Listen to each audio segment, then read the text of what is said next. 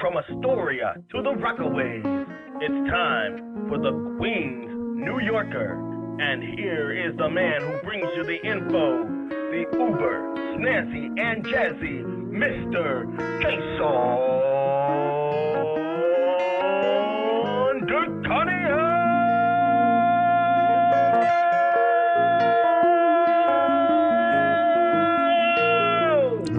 Thank you, Jason Kelly, and good afternoon. Welcome to another edition of the Queen's New Yorker right here on Ustream Broadcaster, otherwise known as IBM Cloud Video, and of course, Mixcloud.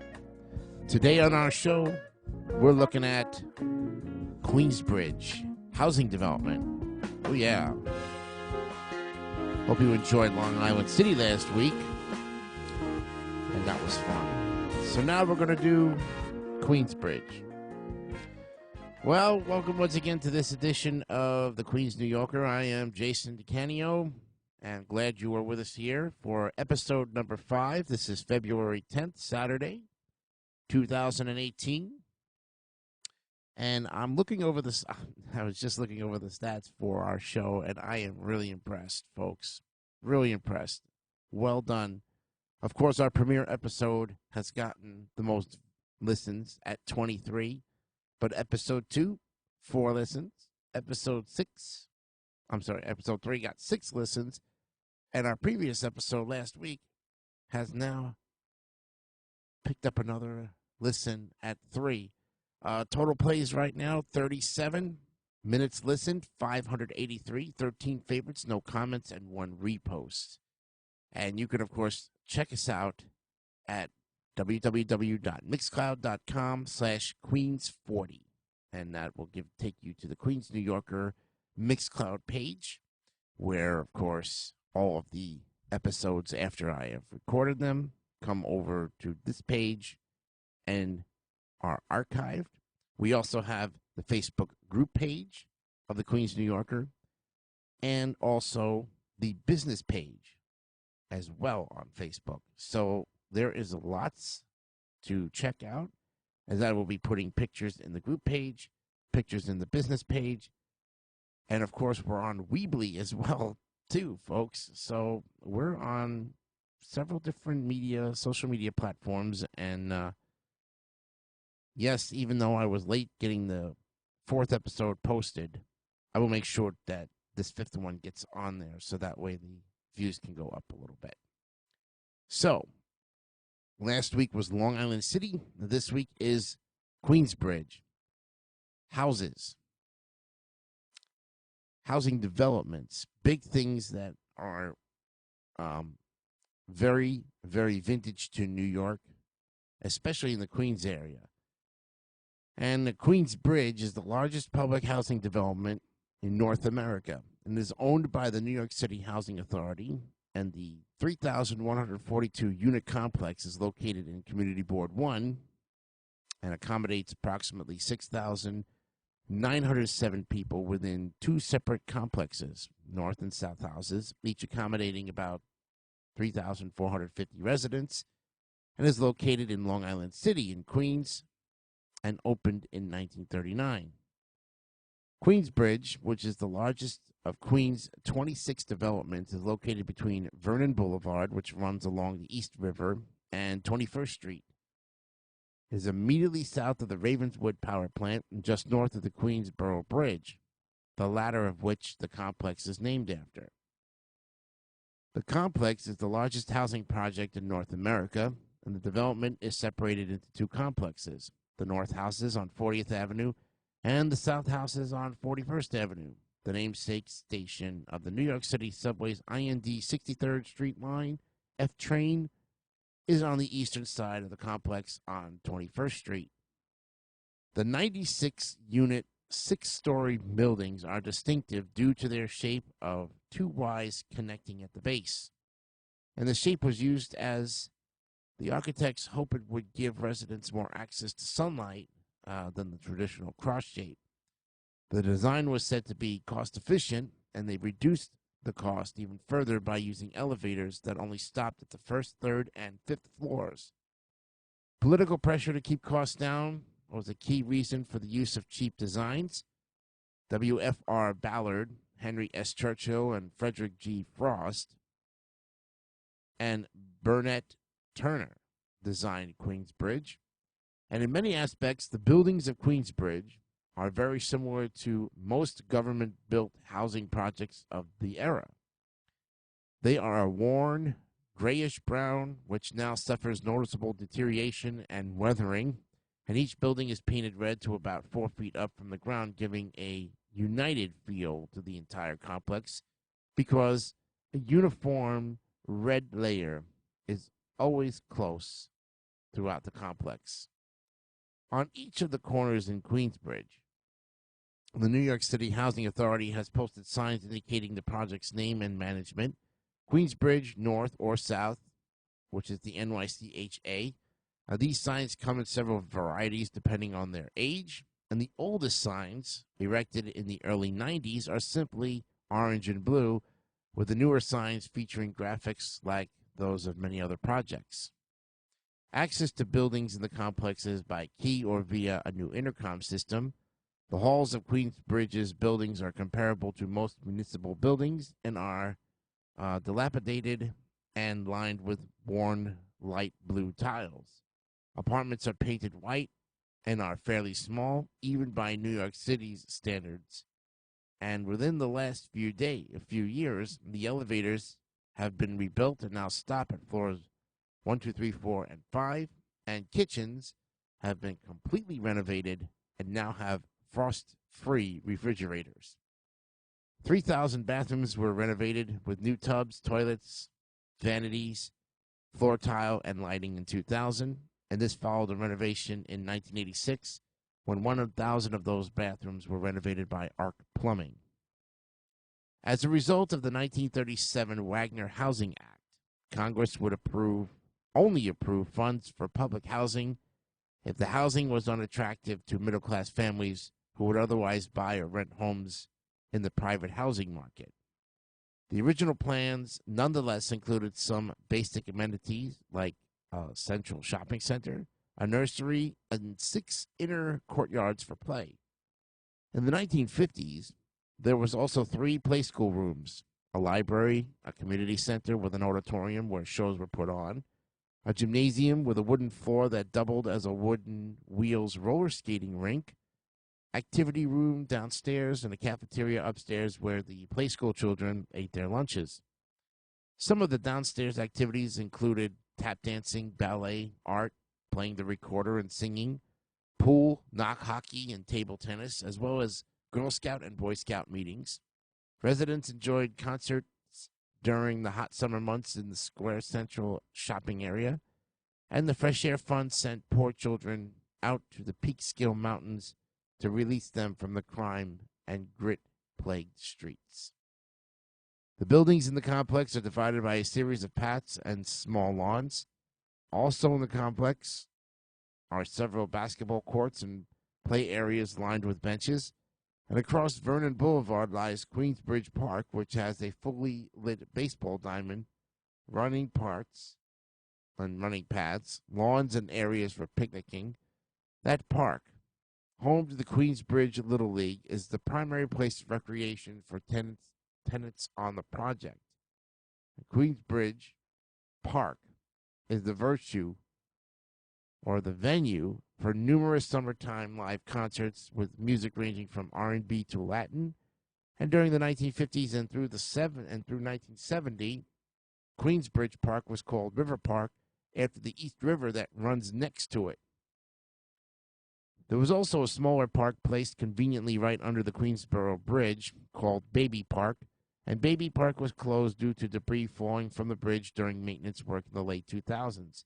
Baby Park was replaced by a new playground for the same age range between 40th and 41st Avenues, with Queensbridge Park itself, they closed the park. Well, Queensbridge opened in 1939, and during the 50s, the management changed the racial balance of Queensbridge. Yeah.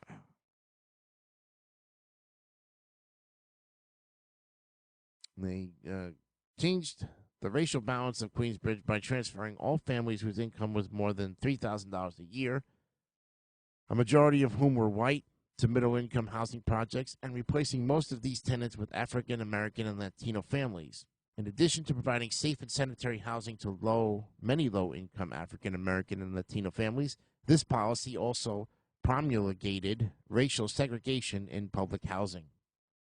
Queensbridge is well known for its contributions to hip hop and rap music and has been home to some of the most influential musicians in the genre. Marley Marl Williams was the first in a long succession of acclaimed artists from the Bridge, which came to be one of the most famous hip hop neighborhoods in the country. The Bridge was an incubator of talent, and its deep roster of well known rappers and producers helped to put it on the map and then immortalize it in the lyrics of its rapper denizens. The Juice Crew Collective, hugely influential in the 1980s, featured among its members Queensbridge rappers MC Sean, Roxanne Shante, and Greg G.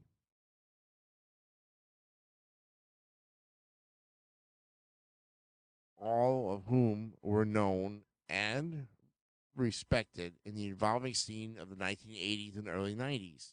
Perhaps Queensbridge's most famous and innovative rapper is Nas, who burst onto the scene in 1994 with his debut album Illmatic, or Littlematic, considered by many critics and fans alike to be one of the best hip hop albums of all time. Illmatic painted a dark picture of the projects during the height of the crack epidemic and poetic, even virtuistic flows on tracks like New York State of Mind and One Love, while fellow Queensbridge alumni Mobb Deep followed up his 1993 debut with The Infamous, which featured Nas and hip hop heavyweights from outside Queensbridge and included one of hip hop's more enduring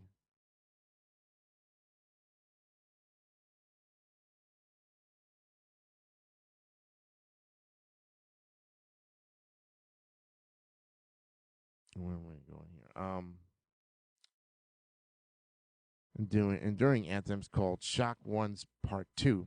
And while the BDP conflict with MC Shan has already put the Bridge on the rap map in the 80s, the new crop of Queensbridge rappers like Nas and Mobb Deep made frequent references to the Queensbridge houses that cemented its reputation as a dystopian vision of poverty, drugs, and violence, just as New York City's problems with crack cocaine and the unprecedented carnage it had brought to places like Queensbridge reached a crescendo. Other notable artists associated with the Queensbridge hip hop scene included Black Poet, Mobb Deep, Cormega, Tragedy, Gaddafi, Nature, Screwball, Capone, and Big Noid. Regarding the Queensbridge music scene, Double XL columnist Brendan Frederick wrote, "At a time when you can buy screwed and chopped albums at Circuit City in Brooklyn, it's easy to lose sight of the fact that hip hop was once a local phenomenon. More than just a voice of the ghetto, hip hop at its best is the voice of specific blocks, capturing the distinct tone and timbre of an artist's environment. Since the 1980s, the New York City's Queensbridge housing priority or project has been documented, perhaps better than any other geographic location, starting with super produce manager and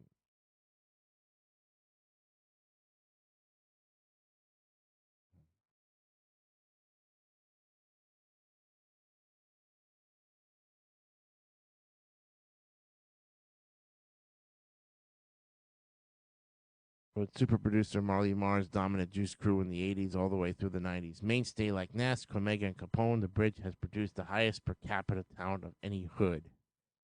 By the 70s, Queensbridge experienced a rise in crime with the rest of the city. However, toward the 2000s, crime went down. And for many years, Queensbridge has had a problem with drug dealers and drug users. An 11th month police investigation led to the arrest of 37 people during a drug bust in February of 2005. Another raid in February of 2009, following a 7th-month investigation, resulted in 59 arrests. As of 2013, Queensbridge has a total population of 6,105. The racial breakdown was 61.4% black, 2.3% white, 1.9% Asian, 1% American Indian, and 2.4% multiracial. Hispanics and Latinos of any race were 30.1%. Now let's look at the New York Housing Authority. As you can see, they were created in 1934, and at the end of 1935, they dedicated its first development called First Houses, located on the Lower East Side of Manhattan. The authority boomed in partnership with Robert Moses after World War II as a part of Moses' plan to clear old tenements and remake New York as a modern city. Moses indicated later in life that he was disappointed at how the public housing system fell into decline and despair, or disrepair. Originally intended for working families, the projects increasingly became occupied by low-income families, many of whom had no working adult. The majority of the NYCH developments were built between 1945 and 1965. Unlike most cities, New York depended heavily on city and state funds to build its housing. Rather than just the federal government, most of the post-war developments had over 1,000 apartment units each, and most were built in the modernist tower in the park system style popular at the time. In 1995, the New York City Housing Authority Police Department and the New York City Transit Police were merged into the New York City Police Department by New York City Mayor Rudolph W. Giuliani, and continues today as the New York City Police Department Housing Bureau. As of May of 2015, the NYCHA's overhauling is currently in progress with the proposal of Next Generation Housing Authority, which is a 10-year plan aimed at preserving public housing for future generations. The multifaceted plan introduces a new strategy designed to expand and preserve public housing, improve the current infrastructure, increase stakeholder agreement, create more affordable housing, and modernize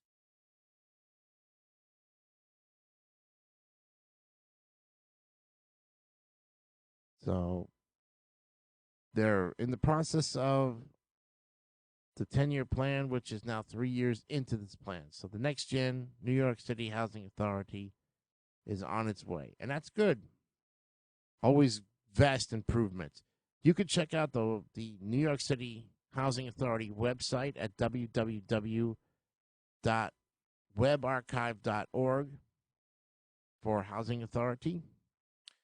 Let's also take a look, and also, of course, by the way, most of the articles you will see are from the Wikipedia, your source of the free encyclopedia. All the information that's fit to print. All right, let's now go to the next city in Long Island City, Queens West. And it's a district and redevelopment project along the East River south of the Anable Basin on Hunters Point in Long Island City in the New York City borough of Queens in the U.S. Queens West is a joint project sponsored by the Port Authority of New York and New Jersey and the Empire State Development Corporation. The Queens West Development Corporation, which is a subsidiary of ECD, or ESD, was established in 1992 to facilitate implementation of the approved development plan. The project on 74 acres was first announced in the early 80s when the area along the underused industrial waterfront, much of it brownfield land. As originally planned, it would include 11 residential buildings with about 4,500 units on 44 acres. 13 acres of state park land and public library, 2 public schools, and $120,000 square foot of retail space. The project officially began construction in 1994 with Hunters Point Community Park. Gantry Plaza State Park first opened in May of '98 and was expanded in July of 2009 and includes iconic landmark advertising sign, which is home to the Hunters Point Community Library. In May of 2009, 30 acres were transferred to the New York City Economic Development Corporation, and they are upon construction for the development that renamed Hunters Point South was completed in 2014 with 5,000 residential units, an 11-acre park, and 96,000 square feet of retail space and 46,000 square feet of public and community facilities. Well, my friends, that's a look at 2 of the neighboring cities. We looked at Queensbridge and Queens West. And when we come back next week on episode 6, we're going to look at Ravenswood, another housing development, a little bit of that, and then we will finish up Astoria with Sunnyside, and that will take us to that part of northwestern Queens, all finished. Hope you enjoyed this episode here. If I got cut off a little bit, been a long day. But anyways, hope you have a good day, and we'll see you the next time right here on the Queens New Yorker on Ustream Broadcaster, also known as IBM Cloud Video via Mixcloud. Have a great day. Bye-bye. Jason Kelly on a Jason DeCanio online presentation. Thank you for your support.